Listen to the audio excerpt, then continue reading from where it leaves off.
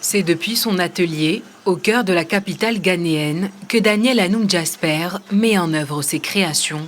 Des créations qui reflètent un art en voie de disparition, le dessin d'affiches de films de cinéma. Pour sa dernière œuvre, l'artiste reproduit l'affiche du classique américain Butch Cassidy and the Sundance Kid, paru en 1969. Daniel dessine des affiches de films en fonction des commandes qu'il reçoit à travers les réseaux sociaux. Ces dernières années, ces affiches ont connu un succès immense de par leur particularité. Des personnes venues du monde entier sont aujourd'hui intéressées par des affiches de films dessinées à la main. Mes posters ont été présentés à l'international. Beaucoup de gens ont été fascinés par ma manière de retranscrire mon imagination dans ces posters. Initialement, il y a les posters officiels sortis par les équipes de production des films. Et après les avoir regardés, je décide moi-même de la scène qui les représente le mieux. Daniel Anoum Jasper est un affichiste chevronné.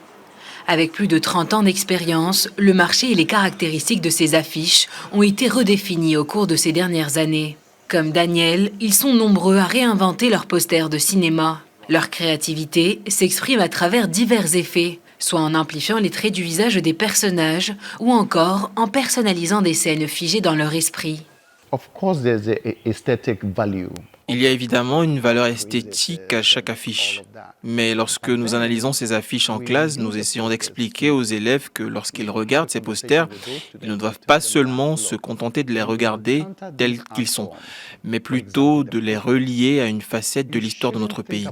En faisant cela, nous cultivons leur intérêt à voir certaines de ces formes d'art populaire comme des symboles qui reflètent notre propre histoire.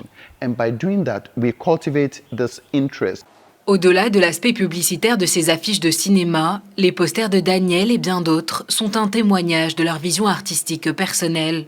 Même à travers un regain d'intérêt international pour ces affiches, le nombre de personnes se vouant à cette forme d'art est en déclin. Face à la notoriété des plus grands affichistes africains, les plus jeunes peintres peinent à se faire un nom dans le milieu. Afin de joindre les deux bouts, ils doivent ainsi se tourner vers la peinture d'enseignes de magasins ou de portraits commandés par des particuliers.